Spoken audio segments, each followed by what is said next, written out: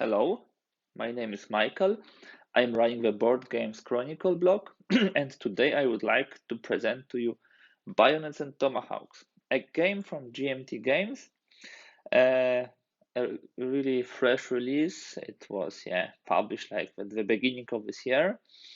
This is the game which tells the story of the war between the British and the French in the North America in 18th century. The result of this war was actually destruction of the French colonial empire in the North America. But at the beginning of war, it was of course not decided. We would have two sides in this game, British and French, and a significant impact of Indians. So let us have a look at the components of the game, how it's constructed, what do we have in the box.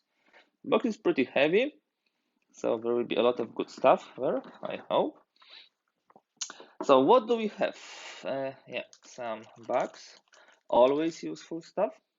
Now, these are the dices with which you resolve not only the battles, but also raids and other stuff. This would be the hit, this type of hit and this type of hit. This would be the flag. There are like two flags. There is also Bayonets and Tomahawks symbol. And this is, I think, null, nothing here, zero.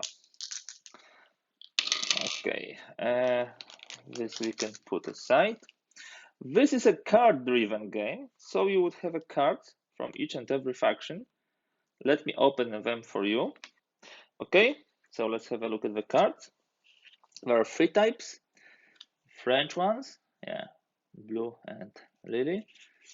These are the events. Sometimes there are events, sometimes there are only actions, and also dice needed. So I will not go into too many details. I just want to show the components to you today. So the British has also plenty full of those cards, some with the events exactly, and the Indians, which are actually not a playable faction, but an additional faction with which you can actually do the diplomacy. So there are also some cards from them, not so powerful as the French and British ones. Let me put it here so you can have also at the side. Now, what's next in the box? We have, of course, the rules of play. I like the way the rulebook is created. It's not too many pages. I would say less than 20 because we have some references there.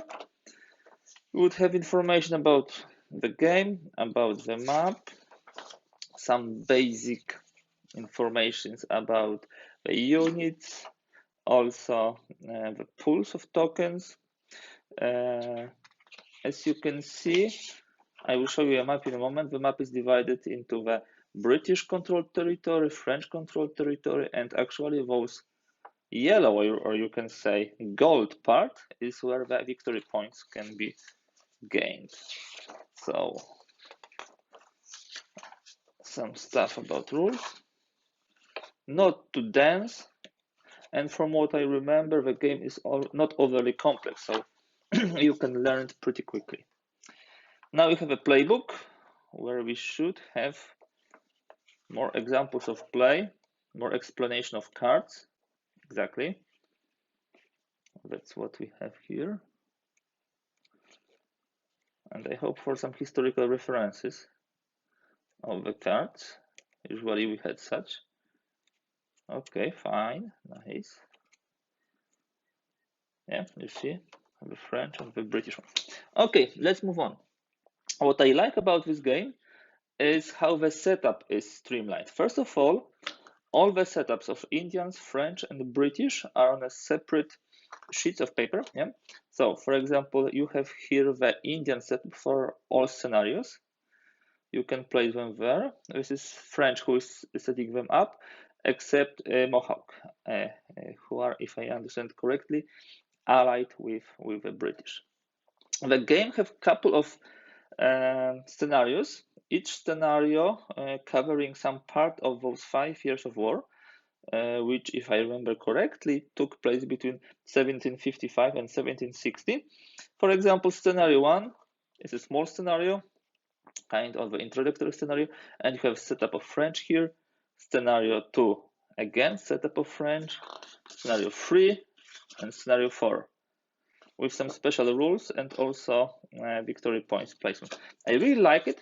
It's much easier to set up the game having it on a one page. Yeah. So the British scenario 1, scenario 2, 3, and 4.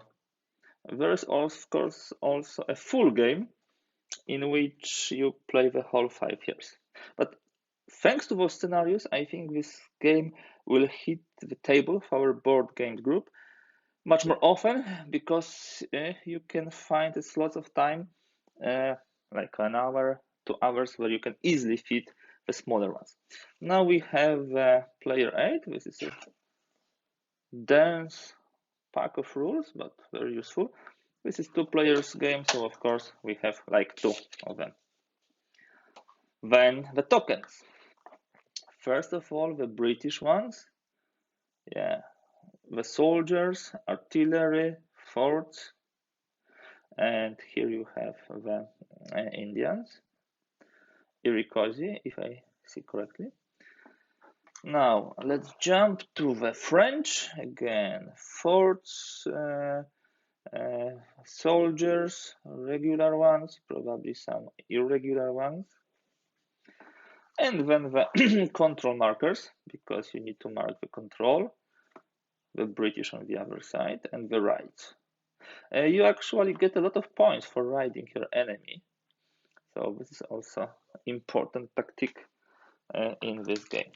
Okay, now the map. This is a heavy, large map. Let me just open it for you. I am not sure if I will be able to fit the whole map into the camera, because yeah, the map is not only beautiful, not only mounted, but also large, which actually eases the game, yeah, because you can have plenty of space for all the tokens. So yeah, I will not fit it into the camera, but let me do whatever is possible. You see, this is the British territory. This is where Indians National Reservoir is. Here we would have French, and the gold part is where the actual fighting will take place, and all those gold markers around points are the victory points. So yeah, there's plenty of this. Let me just show it to you. I can't wait to bring this game to the table and actually play it. Okay, so that will be all for the components. I hope that you like this presentation. The Bayonets and Tomahawks looks really good, really interesting. I hope to have a lot of good time with it.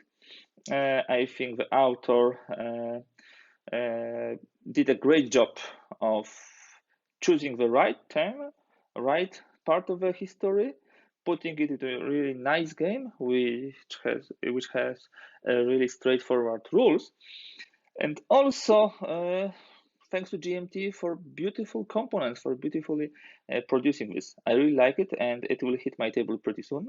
You can count on my session reports, maybe some how to play videos. Stay tuned, and bye for today.